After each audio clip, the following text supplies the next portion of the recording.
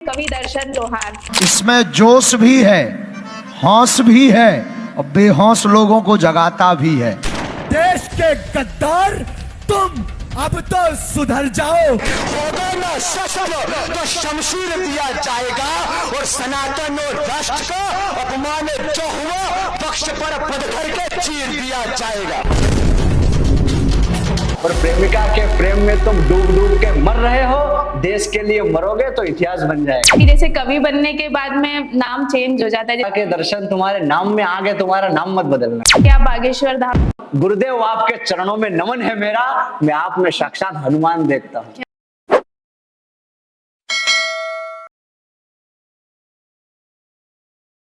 साहस में वो शक्ति है जो होनी को भी पूरा करता है। साहस जिसके पास है वो शिखर पर उल्टा भी चढ़ जाता है। इसी का एक परिणाम आज हमारे सामने है। और ये एक राष्ट्रवादी कवि हैं जिन्होंने काफी छोटी उम्र से कविताओं को लिखना चालू कर दिया था, जिनके नाम का अर्थ ही ज्ञान है और जिनके पास बहुत ज्ञान है शास्त्रों का और अलग अलग चीजों का बहुत ज्ञान है, जिनका नाम है कवि दर्शन लोहार। तो आइए मिलते हैं। आपका स्वागत है। जय श्री राम। अपने बारे में कुछ बताइए। एक कविता से आरंभ करना चाहता हूँ। हाँ, मैं चाहती थी कि जब हमारे सामने कवि है तो क्यों ना यहाँ का माहौल थोड़ा पावरफुल हो जाए, पावरफुल स्ट्रॉन्ग वर्ड से, तो क्यों ना आपकी कुछ पंक्तियों से चालू किया जाए। अपने आराध्य प्रभु श्री सांवरिया सेठ जी के चरणों में प्रणाम करते हुए चार पंक्तियां पढ़ता हूँ कि जो प्रेम की सुंदर भाषा होती है वो किस प्रकार होती है। जैसे कि मैं मंचों पर जाता हूँ तो कहता हूँ कि हम में राम सी विनम्रता है तो लक्ष्मण सा क्रोध भी है, हम माला और भाला दोनों रखने वाले लोग हैं। क्या बात है। तब पढ़ता हूं कि प्रेम रूप बल को समझता नहीं है कोई, संकट का हल भी निकाल लिया जाता है, क्रोध से विवाद को बढ़ावा मिलता है, बस दुर्लभ दशा को भी संभाल लिया जाता है, और छाया हो दुष्कर्म दुराचार किसी दोषी में, प्रेम से तो क्रूर को भी ढाल लिया जाता है, और प्रेम परिचय और कितना दूं आपको, प्रेम से तो शेर को भी पाल लिया जाता है। क्या बात है, बहुत खूब। तो जिस तरीके से आपने प्रेम से शुरुआत की है, तो क्या आपकी अभी तक की जिंदगी में क्या कोई लड़की आई है जिससे आपको प्रेम हुआ हो? अभी तक का तो ऐसा अनुभव नहीं रहा है, अब आगे सांवरिया सेठ जी जाने। अच्छा, तो आपने कविताओं लिखने का सिलसिला किस उम्र से चालू किया था? मैं करीबन 13 वर्ष का था, 7वीं कक्षा में था। मेरा गांव है रतलाम के पास रानी सिंह। वैसे मेरा मूल गांव धार जिले का तिलगारा गांव है। मैं अभी रानी सिंह में रहता हूँ। वहाँ एक विद्यालय है शिवम कॉन्वेंट स्कूल, जिसके संस्थापक है जसपाल सिंह जी चौहान। उनका भी इस लाइन में मुझे बहुत सपोर्ट है। और मैं 13 साल का था करीबन 7वीं कक्षा में, तब मेरे पिताजी ने एक किसी कवि की 2 मिनट की कविता लिख के मुझे दी थी। उसे मैंने याद की थी और उसे मैंने, जैसे कि विद्यालय में जितने भी विद्यार्थी थे वो सारे अपने अपने हिसाब से गीत तैयार करके पढ़ रहे थे, तो मैंने उसे याद करके पढ़ने की कोशिश करी। तो मैंने जब विद्यालय में पढ़ी, जब सबको बहुत पसंद आई, अनेक संगठन के लोग वहाँ उपस्थित थे, सबको पसंद आई, सबने बहुत प्रोत्साहन दिया, सभी शिक्षकों का साथ। हाँ, वो किसी कवि की कविता थी, मैंने वो पढ़ी थी, बहुत प्रोत्साहन मिला। और उस 26 जनवरी गणतंत्र दिवस आयोजन में मैंने वो कविता पढ़ी थी और उस दिन मुझे उस दिन का फर्स्ट पुरस्कार प्राप्त हुआ है कविता के लिए। हाँ।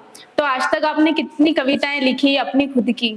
कविता तो सरस्वती की कृपा से खूब लिखी हुई है, बस प्रयास रहता है हमेशा कुछ नया लिखने में। तो जैसे आप शास्त्रों को भी पढ़ते होंगे, क्योंकि आप वीर रस की कविताएं ज्यादा लिखते हैं, तो आपने वीर रस को ही क्यों चुना? आप चाहते तो किसी और में भी जा सकते थे। आजकल की जो जनरेशन आप जानते हैं, आजकल की जो स्थिति है, मैंने लिखा था कि आप कह रहे हैं ना, मैं चाहता था तो श्रृंगार भी लिख सकता था, प्रेम मोहब्बत भी लिख सकता था, हास्य भी लिख सकता था, पर क्यों ही वीर रस चुना? तब मैंने एक लाइन लिखी थी, मैंने लिखा था कि केवल जुल्फों में उलझने से कुछ नहीं होने वाला है। ये अपनी भाषा, ये अपना स्वाभिमान है कि केवल जुल्फों में उलझने से कुछ नहीं होने वाला है, दिल में होगा देश तो ये जीवन खास बन जाएगा, और प्रेमिका के प्रेम में तुम डूब डूब के मर रहे हो, देश के लिए मरोगे तो इतिहास बन जाएगा। क्या बात है, बहुत अच्छा। जिस तरीके से मेरे मन में एक और प्रश्न है कि जैसे कवि बनने के बाद में नाम चेंज हो जाता है, जैसे जो उपनाम होता है वो बदल जाता है, तो आपका अभी तक कवि दर्शन लोहार है, तो आपने वो क्यों नहीं बदला? बहुत अच्छा प्रश्न किया आपने। मैं अभी करीबन 3 साल पहले एक दिल्ली के आयोजन में गया था, राष्ट्रीय कवि संगम का बहुत बड़ा आयोजन था। वहाँ के कवि है बहुत ही आदर्श, जिनको मैं मानता हूँ जो आदर्श है, दादा अशोक भद्रा जी, हम्म उन्होंने मुझे उस मंच पे कहा था कि दर्शन तुम्हारे नाम में आ गए, तुम्हारा नाम मत बदलना। हम्म और उसी मंच पे मैंने 2 पंक्तियां तैयार करके उस मंच पे पढ़ी थी और तब से मैंने ये नाम नहीं बदला। उस मंच पे मैंने कहा था कि देश के गद्दार तुम अब तो सुधर जाओ, तुम्हारे हर एक बार का प्रतिकार हूं, महाराणा प्रताप के लिए हल्दी घाटी के युद्ध में तलवारें बनाने वाला मैं वही लोहार हूं। क्या बात है, बहुत बहुत बढ़िया। तो जिस तरीके से आप इस फील्ड में मतलब आप एक कवि हैं, तो आपके परिवार ने आपको सपोर्ट किया, या जैसे हम कहते हैं कि समाज के 4 लोग क्या कहेंगे, तो क्या आपको भी डर था कि वो 4 लोग क्या कहेंगे? परिवार का सपोर्ट किस परिवार तरीके का से खूब था? सपोर्ट रहा। और मैं आज जो कुछ भी हूँ मैं बड़े गर्व गौरव और मेरे स्वाभिमान के साथ कहता हूँ कि इस लाइन में मुझे मेरे दादाजी और मेरे पिताजी का खूब साथ रहा। आज मेरे दादाजी इस दुनिया में तो नहीं है, पर आज जो कुछ भी हूँ उनके आशीर्वाद से हूँ। पिताजी का सपोर्ट खूब रहता है, मुझे कहीं भी जाने से रोकते नहीं है। जैसे कि आपने बताया कि आप 13 साल से कविताएं लिख रहे हैं, तो अलग अलग मंचों पे भी जाने का आपको मौका मिलता होगा, तो आपके परिवार वाले आपको ले जाया करते थे, या ये कहते थे कि लड़का भी बहुत छोटा है, 13 साल का है, तो अभी नहीं, इस तरीके से कुछ? हाँ, उस समय की स्थिति ऐसी थी, करीबन 2-3 साल तक तो साथ में 2-3 राज्यों तक कविता प्रोग्राम होते थे, तो वहां तक वो साथ में ले भी गए मुझे। अच्छा, जिस तरीके से मैंने अभी देखा था कि आप बागेश्वर धाम जाकर आपने वहां पे भी कई सारी कविताएं की, वहां पे मैंने आपके इंस्टाग्राम पे एक वीडियो देखी थी कि जो वहां के जो पंडित है उन्होंने आपको माला वाला भी पहनाई थी, तो उस बारे में थोड़ा बताइए, क्या वहां तक कैसे पहुंचे? क्योंकि रतलाम एक बहुत छोटी जगह और आप तो और शायद कहाँ का बताया आपने, वहां से आते हैं एक छोटे गाँव से, तो यहाँ से वहां तक पहुंचने में क्या रहा? 4 साल पहले इंदौर में एक कथा थी गुरुदेव धीरेन्द्र कृष्ण शास्त्री जी की। मैं वहां कथा में पहुंचा था, मैंने कविता लिखी हुई थी उन पे 4 पंक्तियां। तो उनका जहाँ निवास था, क्योंकि जहाँ कथा हो रही थी वहां तो ऐसी स्थिति नहीं थी भीड़ भाड़ के कारण, वो जहाँ रुके हुए थे मैं उनके निवास पे पहुंचा था और वहां मैंने उनके ही ग्रुप के जितने भी सेवादार थे, मैंने कहा कि भाई साहब मैंने ये 4 पंक्तियां लिखी है और मेरी इच्छा है कि मैं गुरुदेव को 4 पंक्तियां सुनाऊं। तो उन्होंने कहा कि ये दरबार लगा हुआ है, आप दरबार में बैठ जाइए। अच्छा, सबके सामने? हाँ, कि गुरुजी आएंगे तब आप खड़े होके बोल देना, या हम बोल देंगे कि बालक कविता पढ़ना चाहता है। अब उस समय की स्थिति थी, गुरुदेव, मैं रात को 12 बजे बैठा था वहां पे, तो गुरुजी आए सुबह 3 बजे, वो आके बैठे और उन्होंने कहा कि एक बालक कविता सुना था। मैं खड़ा हुआ, उन्होंने कहा क्या करते हो? बोले कविता एक लिखने की कोशिश करता हूँ। बोले को सुनाओ। मैं आगे गया, रोंगटे खड़े हो गए। 12 बजे ही? रात को 3 बजे। अच्छा, 3 सुबह 3 बजे। अब मैं खड़ा हुआ, मैंने कविता पढ़ी, मैंने 4 पंक्तियां उन पे पढ़ी कि धाम पे भगवान देखता हूँ, प्रभु राम की जान देखता हूँ, गुरुदेव आपके चरणों में नमन है मेरा, मैं आप में साक्षात हनुमान देखता हूँ। क्या बात है, जैसे कि लोग शरीर से एकदम स्ट्रांग होते हैं, आप अपनी जुबान से एकदम स्ट्रांग है। जिस तरीके से आपके पावरफुल वर्ड्स हैं, वो किसी को भी एकदम कर सकते हैं, अपने वश में कर सकते हैं आप लोगों को। ये मेरे लिए गर्व की बात है कि मैंने उस समय 6 मिनट का काव्य पाठ किया था। उन्होंने उनके गले की माला और उनका दुपट्टा मेरे गले में डाल के मुझे गले लगाया था। ये मेरे जीवन का बहुत बड़ा सौभाग्य है। तो ये कविताएं आप खुद लिखते हैं, तो आपको किस समय आप लिखते हैं? आपको कितना समय रोज देना पड़ता है इन कविताओं को लिखने के लिए? अध्ययन रहता है, शास्त्रों इतिहासों का अध्ययन करना पड़ता है, अध्ययन चलता रहता है। बाकी आयोजन में व्यस्त रहते हैं तो उस कारण थोड़ा सा समय कम मिल पाता है। जब भी समय मिलता है बस पढ़ते रहते हैं। तो आप शास्त्रों को भी पढ़ते होंगे? जी। जिस तरीके से हमने देखा है कि आप अपनी कविताओं में बहुत कट्टरवादी शब्दों का इस्तेमाल करते हैं, ऐसा दर्शाते हैं कि मैं कट्टर हिंदू है। हाँ, आप राष्ट्रवादी कविताएं लिखते हैं, पर आपकी कविताओं में, आपके शब्दों में ऐसी कट्टरता उत्पन्न होती है और ऐसा लगता है कि आप बहुत कट्टर हिंदू हैं, आप ये साबित करने की कोशिश करते हैं। तो क्या आपको लगता है कि आपको डर नहीं लगता इन चीजों से कि कोई आके कुछ कर देगा? या घर वालों ने कभी ऐसा बोला नहीं कि इस तरीके से लिखते हो तो आगे समस्याएं आ सकती है या कुछ? घर वाले तो मना कहते ही है कि ऐसी चीजें मंच पे मत पढ़ा कर, पर जब मंच पे कविता पाठ की ऐसे मंच होता है जो सनातन का मंच रहता है, जो हिंदुओं का मंच रहता है, जो योद्धाओं का मंच रहता है, उस मंच पे कुछ बातें ऐसी कहना पड़ती है जो आयोजक को, जो श्रोताओं को पसंद आए। लेकिन एक पसंद की बात अलग है, एक अपन वहां जाके वो शब्द इस्तेमाल कर रहे हैं तो अपने को लगता है कि अपन यहाँ बोल रहे हैं, 4 लोग आके उड़ा के नहीं चले जाए, इस तरीके से डर की बात आपने करी तो मैं आपको एक बहुत अच्छी बात बताना चाहता हूँ। हाँ। कि जिस दिन जन्म हुआ था उसी दिन भी मृत्यु तय हो गई है और वो उस दिन होकर रहेगी। और जब तक जी रहे हैं देश धर्म सनातन के लिए जिएंगे, और जब तक जी रहे हैं देश धर्म सनातन के लिए जिएंगे, क्योंकि हम इसीलिए हमारा जन्म हुआ है। हमारे भारत देश, हमारे सनातन धर्म की रक्षा कोई बाहर से आकर करने वाला नहीं है। ये देश और धर्म की रक्षा की जवाबदारी आपकी और हमारी है। सही बात है। जिस तरीके से आप एक राष्ट्रवादी होने का करते हैं कि मैं एक राष्ट्रवादी, तो जिस तरीके से हमारे यहाँ की हिंदू लड़कियां आजकल मुसलमान धर्म को अपना रही है या अलग अलग धर्मों को अपना रही है, इस बारे में आपका क्या कहना है?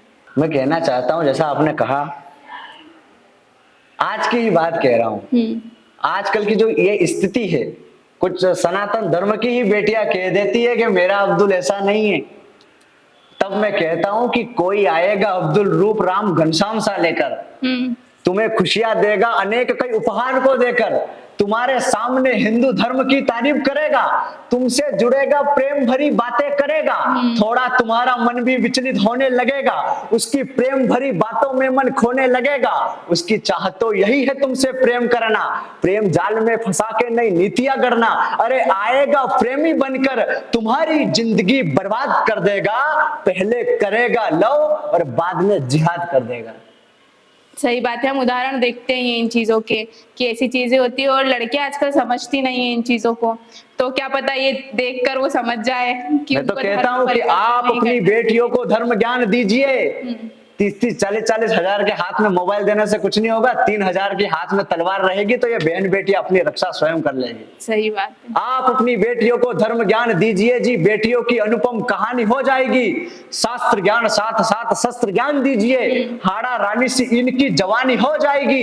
एक हाथ में कलम, दूजे हाथ शस्त्र हो, हथियारों में प्रकट भवानी हो जाएगी। और संस्कार आप इन्हें पूर्वजों के दीजिए, आपकी बेटी रानी मर्दानी हो जाएगी। आपकी कविता सुनकर रोंगटे खड़े हो गए। बहुत ही शानदार आपकी कविता। जिस तरीके से आपने बताया कि बागेश्वर धाम में जो पंडित जी हैं उनसे आप एक बार मिले हैं इंदौर में, तो उसके बाद आप उनसे कितनी बार मिले या आप तक मिले भी हैं या उसी वक्त? मेरा सौभाग्य था कि मैंने उनके सामने करीबन 3 से 4 मंचों पे काव्य पाठ किया। अभी कन्या विवाह का महोत्सव हो रहा था वहां पे 8 मार्च को, उसमें मैंने काव्य पाठ करा था। और गुरुदेव के सामने, व्यासपीठ के सामने उनकी कथा चल रही थी, हनुमत कथा।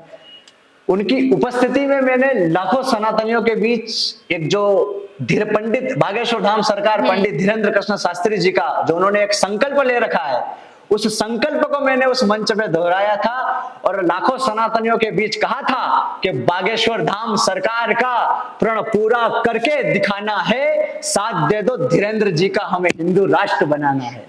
क्या बात है। तो अभी जिस तरीके से राम मंदिर बना है उस बारे में आपका क्या कहना है? और अभी चुनाव के रिजल्ट आने वाले हैं 4 तारीख को, तो आपने किसको वोट दिया है? आप किसको सपोर्ट करते हैं? जो मेरे मर्यादा पुरुषोत्तम राम का काम कर रहा है, हमारा साथ उसको है। और आपने कहा कि राम मंदिर बना, हमारे लिए बड़े गर्व और गौरव की बात है। क्योंकि 550 वर्ष का संताप, 550 वर्ष का संघर्ष पूर्ण करके आज हमें, मैं तो कहता हूं कि हिंदुओं के दिए देह दान से बना है। लोग कहते हैं कि राम मंदिर कैसे बना है? हिंदुओं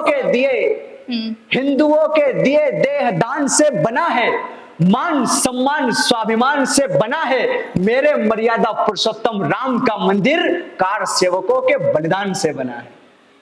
बहुत सही। जिस तरीके से अभी लोग कहते हैं कि राम मंदिर बना के क्या कर लिया, वहां स्कूल या अस्पताल बनाना था, इस बारे में आपका क्या कहना है? मैं कहना चाहता हूं ऐसे लोगों को, अभी बहुत अच्छी बात कही। अभी दिल्ली के एक आयोजन में जा रहा था, मुझे एक व्यक्ति मिले, उन्होंने कहा कि राम मंदिर की जगह अस्पताल बनाना था। हाँ।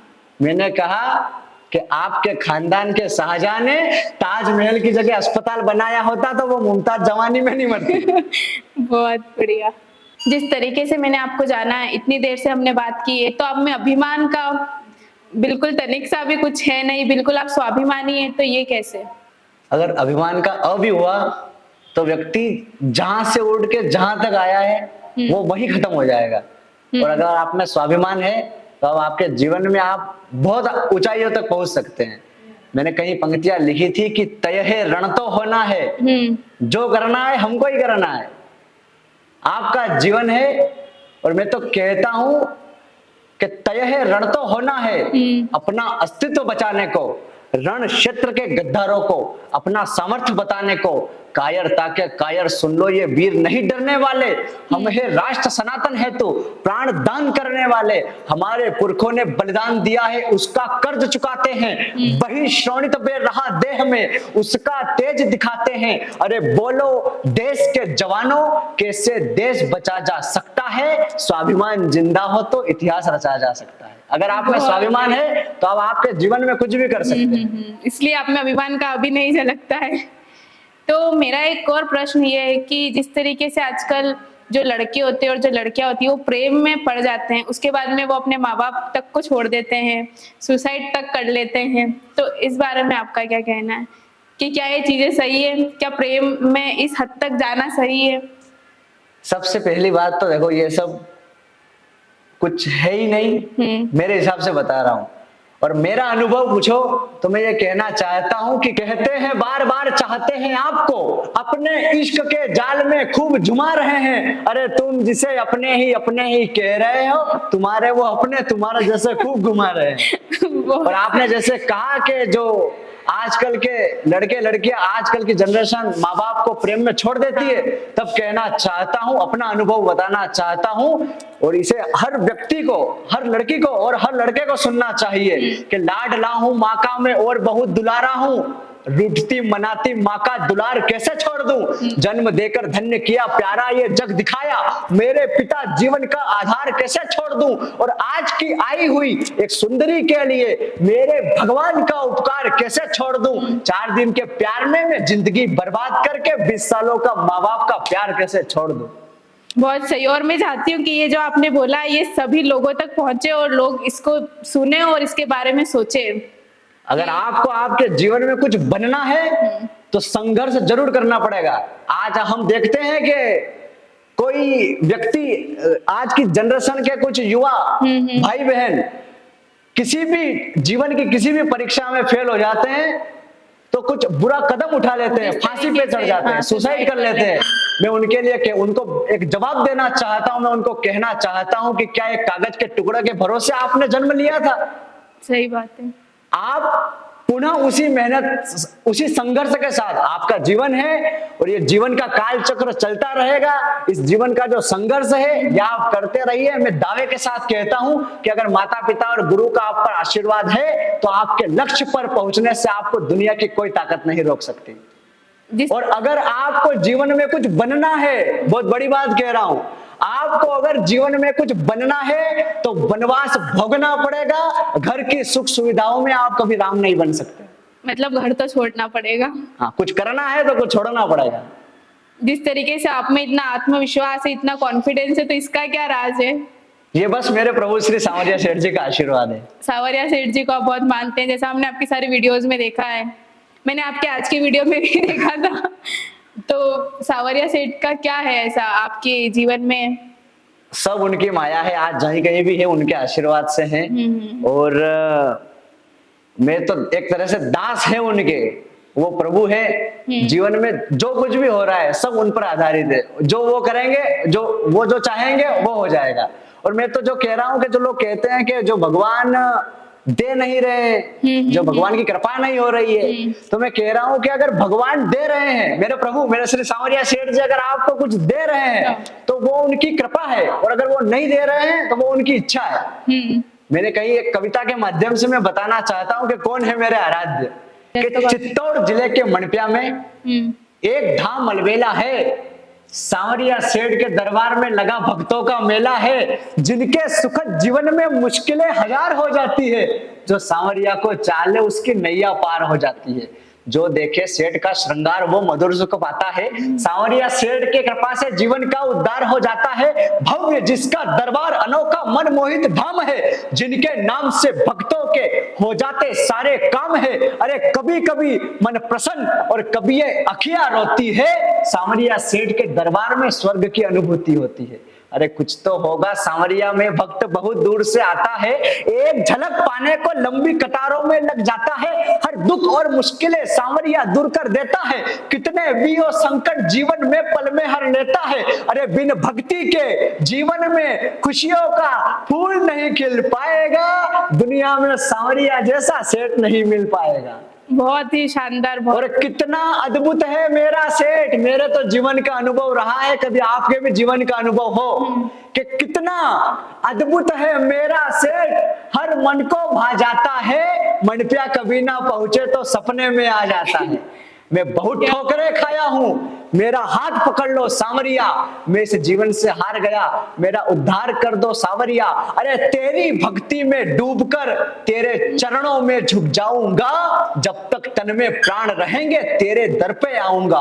और जिनका जमीर मर गया वो हारने के बाद रोते हैं, सांवरिया सेठ से कहो कि सेठ सब तेरे ही भरोसे हैं। और लोग कहते हैं कि कौन है इतना क्यों मानता है, तब कहना चाहता हूं कि मेरे साथ सांवरिया, आपने कहा था ना कि अभिमान नहीं स्वाभिमान, किसके दम पर स्वाभिमान है, कि मेरे साथ सांवरिया तो मुझे कोई गम नहीं, मेरी नैया डुबा सके ये किसी में दम नहीं। और देखे होंगे दरबार अनेक आपने भारत भूमि पर, मेरे सांवरिया सेठ का दरबार किसी स्वर्ग से कम नहीं।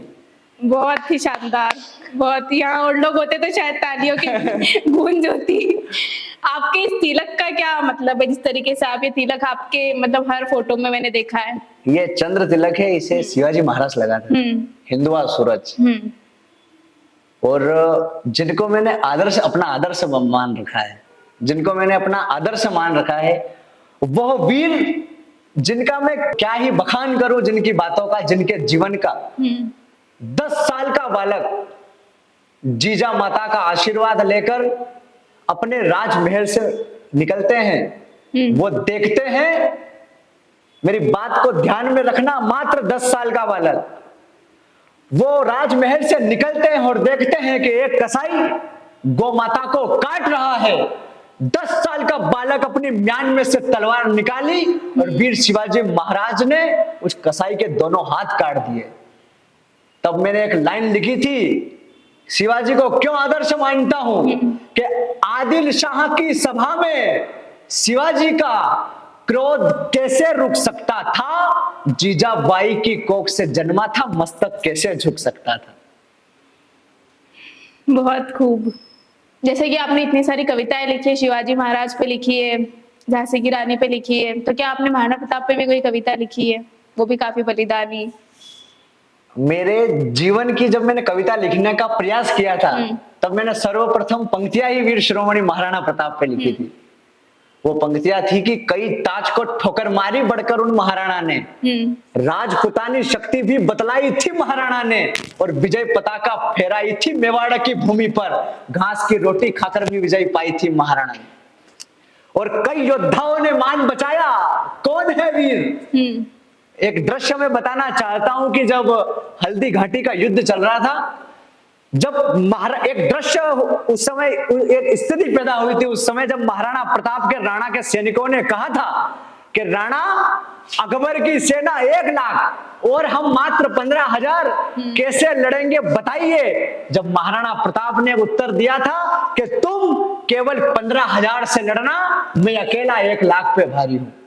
कई योद्धाओं ने मान बचाया, पावन पुनित हल्दी घाटी का वीरों ने सम्मान किया था, मेवाड़ी योद्धा जननी माटी का, तलवारबाजों ने युद्ध में कदमों को रुकने ना दिया, वीर गति को प्राप्त हुए मस्तक को झुकने ना दिया, मर मिटे माटी की खातिर मेवाड़ की यान बचाई थी, बड़े को छोड़ो बच्चों ने 2-2 हाथ तलवार चलाई थी, एक बार में चीर फाड़ दे, राणा की तलवार में वो शक्ति थी, जिसने साथ ना छोड़ा राणा का, वो चेतक की स्वामी भक्ति थी। अरे वीर सपूत महाराणा ने अपना ऋण चुकाया था, कुछ भीलों वो राजपूतों ने अपना इतिहास बचाया था। क्या बात है। अभी आपकी उम्र कितनी है? 21 वर्ष। कितने वर्ष में? 13 वर्ष में आपने लिखना चालू किया था, तो आपकी पढ़ाई भी अभी चल रही है या सिर्फ कविताएं ही? हाँ, 2nd ईयर BA से चल रहा है नॉर्मल। काफी छोटी उम्र है अभी आपकी, तो आपने आगे का क्या सोचा है कि आपको और क्या क्या करना है? सर्वप्रथम तो जब इस लाइन में उतरकर जब साहित्य को चुन के राष्ट्र और धर्म को समर्पित कर दिया है, तो बस यही राष्ट्र और धर्म का कार्य करने की इच्छा है। इसके अलावा?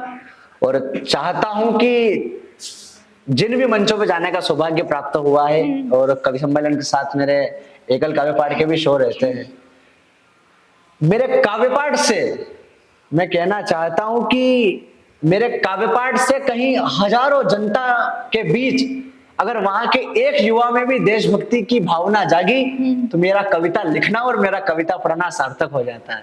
जाएगी वो तो, जिस तरीके से आप बोलते हैं, आप लोगों के दिलों में जगह बना रहे हैं। और लोग, मैं कहना चाहता हूं कि लोग आजकल की युवा जनरेशन पे आरोप लगा देते हैं कि ये तो आवारा है। मैं कहना चाहता हूं, एक चौराहे पर मौज करने वाला युवा और एक सीमा पे लड़कर मरने वाला युवा कौन होता है? युवा मां भारती के पुत्र सीना तान लड़ने वाले हैं, हमेशा राष्ट्र की रक्षा में सदैव सन्मुख बढ़ने वाले हैं। अरे इन्हें आवारा कहने वालों, जरा यह भी सुनते जाओ, ये गुलाब से नहीं तलवार से प्यार करने वाले हैं। क्या बात है। तो जो लोग भी इस पॉडकास्ट को देख रहे हैं या जो लोग भी इसको सुन रहे हैं, आप अपनी लाइफ के एक्सपीरियंस के थ्रू उन लोगों को एक मैसेज अगर पहुंचाने का मौका मिले तो आप क्या कहना चाहेंगे? जितने भी मेरे भाई बहन इस वीडियो को देख रहे हैं, मैं उन सभी से यही कहना चाहता हूं कि आप आपके जीवन में किसी भी फील्ड में, ऐसा नहीं है कि जो कर रहा है किसी को देख लिया कि इसमें ज्यादा स्कोप है तो आप उसमें उलझ गए। आपके जीवन का एक लक्ष्य होना चाहिए और उस लक्ष्य को पाने के लिए मन में लालसा होनी चाहिए। जैसा कि आपने कहा ना कि आपका इसी लाइन में इतना इंटरेस्ट क्यों है, क्योंकि ये लक्ष्य है, ये एक मैं तो गॉड गिफ्ट मानता हूं इसे कि मेरे जो भी है मेरे प्रभु श्री सांवरिया सेठ जी का आशीर्वाद है। और आज के युवाओं को मैं यही कहना चाहता हूं कि स्वाभिमान के साथ अपने लक्ष्य को केंद्रित करके संघर्ष करिए। मैं दावे के साथ कहता हूं कि आप सफलता को जरूर पाओगे। आप अपना अमूल्य समय निकाल कर यहाँ आए और आपने अपनी बात हमारे लिसनर्स तक पहुंचाई है। आपने काफी अच्छी बातें बताई है जो कि मैं चाहती हूँ कि लोग उन्हें सुने और समझे। आपको अगर इनकी कविताएं और इनका जिंदगी को देखने का नजरिया पसंद आया हो तो आप इनको इनके सोशल मीडिया अकाउंट पर फॉलो कर सकते हैं, जो कि कवि दर्शन लोहार के नाम से है। सांवरिया सेठ की जय। अगर आपको हमारा पॉडकास्ट पसंद आया है तो आप हमारे चैनल को लाइक, शेयर और सब्सक्राइब करें। मिलते हैं एक नए एपिसोड में, तब तक के लिए अपना ख्याल रखें। Thank you.